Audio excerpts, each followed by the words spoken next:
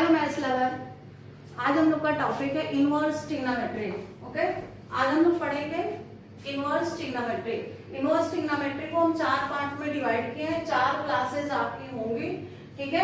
ये 4 क्लासेस आपकी यहाँ पर देख सकते हो डिवाइड है। पहला है introduction of trigonometry, inverse function, concept of inverse trigonometry and function, and question for board classes and question for JEE main and advance. तो ये 4 क्लासेस आपके होंगे। 4 क्लासेस में आपकी पूरी इनवर्स ट्रिग्नोमेट्री कंप्लीट करी जाएगी बच्चों, ठीक है। तो चलिए, welcome to my channel maths lover 9723। I hope so you are doing good. Okay, मैं आपको के सामने अब पहला टॉपिक करूंगी आज, इंट्रोडक्शन ऑफ इनवर्स फंक्शन। सबसे पहले ये जानना जरूरी है कि इनवर्स फंक्शन क्या होते हैं। अगर आप इनवर्स फंक्शन डिफाइन कर लोगे तो इनवर्स ट्रिग्नोमेट्री भी डिफाइन हो जाएगा, क्योंकि इनवर्स ट्रिग्नोमेट्री भी एक फंक्शन है। तो फंक्शन के कॉन्सेप्ट आपको पता होना चाहिए कि इनवर्स फंक्शन क्या होते हैं। ओके, तो अगर सपोज दैट कि आपके पास कोई भी फंक्शन है, एनी फंक्शन, किसी भी टाइप का फंक्शन, तो वो फंक्शन इन्वर्टेबल कब होते हैं? y equal F x is invertible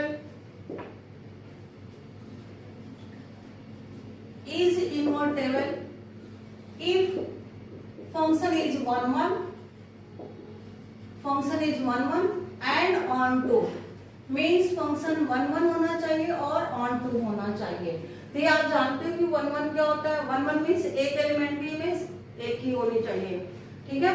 अगर कोई फंक्शन है और उनकी आप मैपिंग करते हो, एलिमेंट बनाते हो, suppose that 1 2 3 A B C, तो 1 इन 3 में से किसी एक का एलिमेंट एक के साथ, सपोज दैट 1 का बी एंड 3 का सी, इट इज 1 1 फंक्शन। ओके, तो एक एलिमेंट की इमेज एक ही होती है, इट इज 1 1 फंक्शन। अब उसके बाद होना चाहिए onto function. Onto function means codomain equal range. जो ये रेंज होता है मीन्स ये रेंज है और ये x element of domain, x क्या है? एलिमेंट ऑफ डोमेन, और ये एलिमेंट ऑफ रेंज है, ठीक है। तो ये जो y की वैल्यू आती है वो कोडोमेन के इस सेट के इक्वल होना चाहिए। रेंज क्या होना चाहिए? इस सेट में जितने भी एलिमेंट है सबके इक्वल होने चाहिए। तो आप देख सकते हो कि जो भी इमेज आपकी बन रही है वो कोडोमेन के इक्वल है। Means f of 2 is a, f of 1 is b and f of 3 is c। Means सारे के सारे एलिमेंट की इमेज बन रही है और रेंज भी। तो means this type function is invertible function. Understood? तो इस टाइप के फंक्शन आपके होते हैं इन्वर्टेबल फंक्शन। क्लियर? तो अब इन्वर्टेबल फंक्शन होने के लिए ये कंडीशन होना चाहिए कि फंक्शन 1 1 होना चाहिए और ऑन टू होना चाहिए। तो यही सेम चीज आपको ट्रिग्नोमेट्री इनवर्स फंक्शन के लिए भी होगा। क्लियर? तो अगर किसी फंक्शन के अंदर ये आपका कंडीशन सेटिस्फाइड होता है, then you have to write, तब आप क्या लिखोगे? y equal F X, then x equal F inverse y, means it is inverse function. तब ये आपका बनेगा इनवर्स फंक्शन। अब देखो ये इसका जस्ट रिवर्स हो गया कि नहीं? जो चीज पहले आपका रेंज में था वो अब आपका डोमेन में आ गया, और जो पहले डोमेन का था वो कहां पर आ गया? रेंज के प्लेस पे आ गया। मीन्स अब डोमेन वाला पार्ट आपका रेंज का प्लेस बन गया और रेंज वाला पार्ट आपका बन गया डोमेन का पार्ट। तो ये चीज ध्यान रखना बच्चों बहुत जरूरी है। ये इनवर्स ट्रिग्नोमेट्री में एक बेसिक कॉन्सेप्ट है, बेसिक डेफिनेशन है जो आपको बताया जा रहा है। अंडरस्टूड? तो ये चीज आपको ध्यान रखना है, ये डेफिनेशन जो आपको बताया गया है। क्लियर? तो चलिए अब आगे चलते हैं। अब आपको कोई भी ट्रिग्नोमेट्रिक फंक्शन आपका लेते हैं। तो बच्चों ये फंक्शन देखो y इक्वल साइन एक्स लिया गया है। y इक्वल साइन एक्स आप लोगों का 11th क्लास का टॉपिक था बेटा। वहां पर आप लोगों ने ये ग्राफ कैसे ड्रॉ करते हैं, डोमेन और रेंज क्या होता है, सब कुछ पढ़े हो। फिर भी हम एक बार आप लोगों को रिमाइंड कराते हैं कि sine x, x is element of domain. तो डोमेन यहाँ पर साइन का क्या है? All real number. What is domain? All real number. And range is -1 to 1। तो बेटा ये ग्राफ आप देख सकते हो कि जो ये साइन एक्स का ग्राफ बना हुआ है, ये आप देखो 0 पे 0 है, पाई बाय 2 पे 1 है, it is 1, and pi 0, 3 pi by 2 minus 1 here, and 2 पाई 0। इस तरह से ये साइन का ग्राफ आपको बहुत ही क्लियरली दिख रहा है। बट अगर हमें इसे इनवर्स फंक्शन बनाना हो तो अभी जो डेफिनेशन आपने पढ़ा है उसके अकॉर्डिंग ये आपका है y equal sine x, y equal sine x. तो इसे इनवर्स फंक्शन बनाना है बच्चों, इनवर्स फंक्शन। तो अभी साइन को ले जाओगे तो इसे क्या लिखोगे, x equal sine inverse y, x equal sine inverse y। तो अब आप according to this rule y is domain. अब y क्या बन गया, डोमेन, जस्ट उसका रिवर्स हो गया बच्चों। बहुत ज्यादा डीप में ले जाना है, एक ग्राफ समझना है और थोड़ा सा इसका डोमेन और रेंज का कॉन्सेप्ट समझ लेना है। तो डोमेन आपका हो गया y और x हो गया रेंज। बट यहाँ प्रॉब्लम क्या आ रही है बच्चों, क्योंकि x यहाँ पर, तो x क्या है, domain all real number, domain all real number, range is y, और रेंज यहाँ पर क्या है, -1 to 1। तो जो रेंज था पहले वो अब डोमेन हो गया, और जो पहले डोमेन था वो अब क्या हो गया, रेंज। तो रेंज आपको दिख रहा है बच्चों, ऑल रियल नंबर, ठीक है। अब चेक करते हैं कि क्या ऑल रियल नंबर में साइन फंक्शन 1 1 होता है, क्या यहाँ पर आप इन्वर्टेबल एग्जिस्ट कराते हो। तो आप कहोगे नो मैम, क्योंकि यहाँ पर ऑल रियल नंबर के लिए ये आपका इनवर्स एग्जिस्ट नहीं होगा। अंडरस्टूड। तो आप भी देखो कैसे नहीं होगा इनवर्स एग्जिस्ट, 1 1 होना चाहिए। अगर एक एलिमेंट हम लेते हैं तो उसी का इमेज यूनिकली बनना चाहिए। बट यहाँ पर आप देख सकते हो कि पाई बाय 2 पर 1 है, या यहाँ क्लियरली देख सकते हो कि माइनस पाई बाय 2 पर 1 है, और 3 पाई बाय 2 पर भी -1 है। तो दो एलिमेंट पे ऐसे आ रहा है कि वहां पर उनकी वैल्यू सेम आ रही है, means x minus pi by 2 equal -1, और -3 पाई बाय 2 पर भी यहाँ पर वैल्यू क्या आ रही है, 1 आ रही है। मीन्स ये 1 1 का केस बन ही नहीं रहा बच्चों, ठीक है। फिर हम कहां से कहां तक लेंगे कि हमारा 1 1 बने, क्योंकि जहां पर सेम फिगर दिखने लगे दैट मीन्स कि वो 1 1, वो रेंज 1 1 का नहीं है। तो मीन्स ये 1 1 नहीं हो सकता। फिर हम लोग क्या लेंगे, आप यहां से केवल आप ग्राफ को यहां से लेकर के यहां तक देखो, यहां से लेकर यहां तक, ये पोर्शन बच्चों, ये पोर्शन। तो अगर आप यहां से यहां तक लेते हो तो ये 1 1 का केस होगा, ठीक है। कहां से कहां तक, -π/2 से π/2। बाकी किसी पे जाओगे तो फिर π/2 से 3 π/2 पे आ सकते हो, π/2 से 3 π/2 पर, फिर 3 π/2 से यहाँ 5 π/2 पे आ सकते हो। बट उसका क्या रीजन होगा बच्चों, रीजन ये होगा कि हम ये नहीं ले सकेंगे कि हमें प्रिंसिपल वैल्यूज लेना होता है। रेंज में क्या लेना होता है, रेंज में हमें लेना होता है प्रिंसिपल वैल्यूज, प्रिंसिपल वैल्यूज लेना होता है। तो इसलिए ये वाला पार्ट नहीं ले सकते, इधर का ये पार्ट नहीं ले सकते। बस हम कहां से कहां तक ले सकते हैं, -π/2 से π/2। तो मीन्स इसका रेंज क्या मिलेगा, -π/2 से π/2।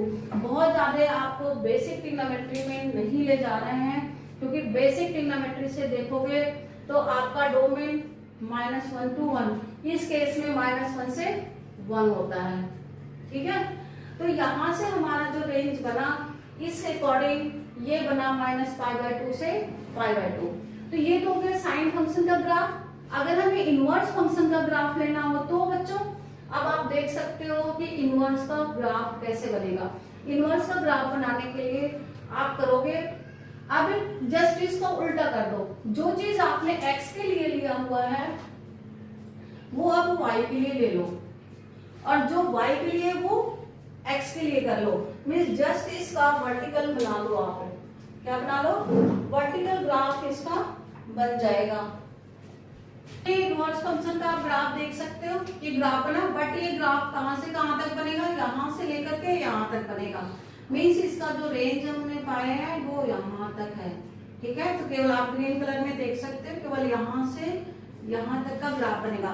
मीन्स जस्ट इसका देख रहे हो, पहले साइन का ग्राफ ऐसे था, अब जस्ट इसका वर्टिकल ग्राफ हो गया। ठीक है, तो इस तरह से हम लोग साइन फंक्शन का ग्राफ, साइन इनवर्स फंक्शन का ग्राफ इस तरह से ड्रॉ कर लेते हैं। तो अब हम लोग ड्रॉ करेंगे कॉस फंक्शन का ग्राफ। ओके, तो चलिए अब देखते हैं कॉस फंक्शन का ग्राफ। ओके, ये आप देख सकते हो तो कॉस फंक्शन है। इस कॉस फंक्शन में डोमेन आपका ऑल रियल नंबर है, रेंज आपका -1 to 1 है। पहले भी बता दो बच्चे, ये सारा पार्ट आपका 11th क्लास का है, थोड़ा सा आपको रेंज और डोमेन की वजह आपको रिमाइंड करा रहे हैं। ठीक है, तो आप इसको ध्यान से देखिए, domain all real number, range -1 to 1 है।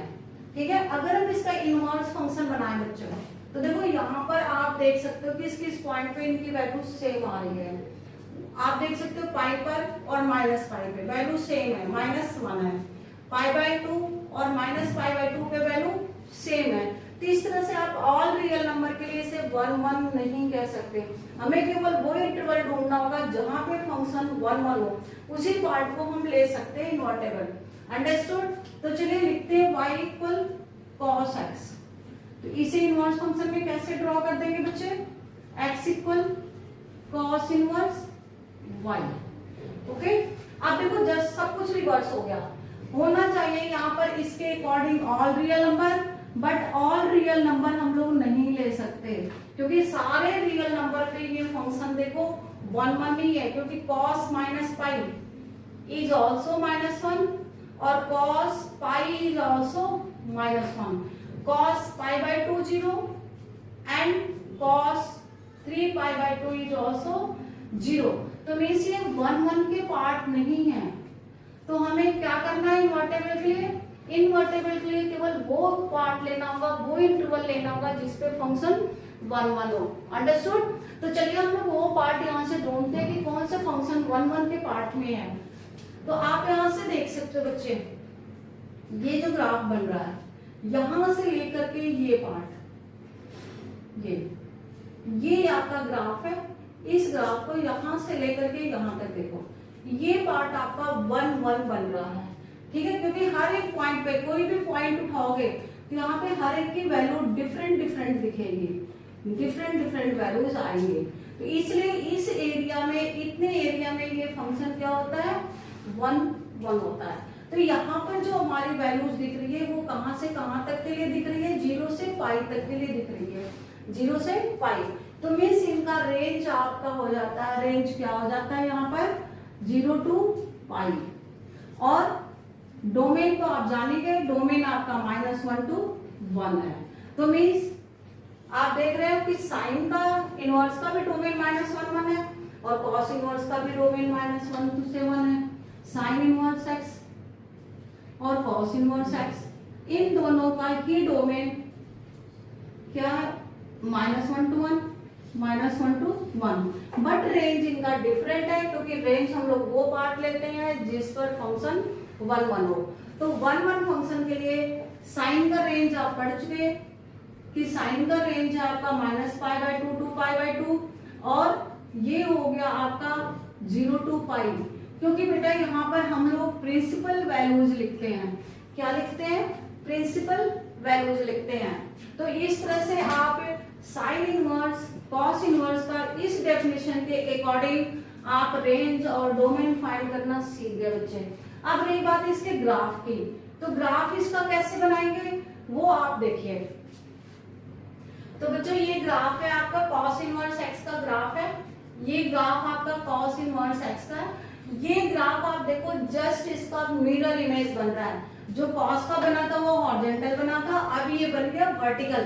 तो ये cos इनवर्स x का फिगर है बेटा, इस फिगर को आप ध्यान से देखो, जस्ट इमेज फिगर है, रिफ्लेक्शन है इसका। ठीक है, तो आपका रेंज कहां से कहां तक है वो आप यहां से देख सकते हो। कहां से कहां तक है? यहां से यहां तक है, ये पार्ट आपका है। ठीक है, तो ये आपका इनवर्स फंक्शन का ग्राफ हो गया। बेसिकली अगर प्रिंसिपल वैल्यूज के अकॉर्डिंग देखोगे तो ये ग्राफ ऐसे बनेगा बच्चों। ठीक है, अदरवाइज ये ऐसे वेव्स की तरफ आपका बनता रहेगा, क्योंकि ये ऑल रियल नंबर के लिए इन्वर्टेबल नहीं है। ऑल रियल नंबर पे ऑन टू फंक्शन जाते हैं। ठीक है, तो ये इन्वर्टेबल फंक्शन के लिए आपका प्रिंसिपल वैल्यूज और डोमेन आपको बताया गया, क्योंकि ये जो वैल्यूज लिया जा रहा है बच्चों वो प्रिंसिपल वैल्यूज हैं। नहीं तो इस तरह के बहुत सारे ऐसे छोटे छोटे पार्ट्स बनेंगे जहां पे आपको ये ग्राफ सेम दिखेगा। ठीक है, बट हमें लेना होता है प्रिंसिपल वैल्यूज, इसलिए देखो ये भी आपका 1 1 ऑन 2 है, ये भी एग्जिस्ट हो रहा है, इन्वर्टेबल एग्जिस्ट हो रहा है इस केस में, यहां से लेके यहां तक, बट ये यहां से लेके यहां तक ये प्रिंसिपल वैल्यूज के अंदर नहीं आएगा, इसलिए हम लोग इसे नहीं लेते हैं, केवल ये पार्ट लेते हैं जो प्रिंसिपल वैल्यूज के अंदर आते हैं। प्रिंसिपल वैल्यूज मीन्स -π से π के बीच में, -π से π के बीच में वही वैल्यूज ली जाती है, अदरवाइज कोई वैल्यूज नहीं ली जाती है। तो चलो बच्चों, आज हम केवल आपको 2 ग्राफ पढ़ाए हैं, उस 2 ग्राफ को आप घर जाकर के अच्छी तरह से पढ़ोगे तो आपको ये डोमेन और रेंज भी बहुत अच्छी तरह से तैयार हो जाएगा। ये डोमेन और रेंज केवल 2 छोटे छोटे पार्ट में करके पढ़ो बच्चों, ये बहुत इजी तरीका है, बहुत, केवल हम लोग आज पढ़े हैं साइन और कॉस के लिए। नेक्स्ट क्लास में tan इनवर्स, cot इनवर्स सबका एक रफली फिगर आपको बना के दे देंगे, डिटेल में आपको 2 बता दिए, इस 2 से आपके कॉन्सेप्ट क्लियर हो गए होंगे। ठीक है, तो चलिए कल मिलते हैं, थैंक यू सो मच।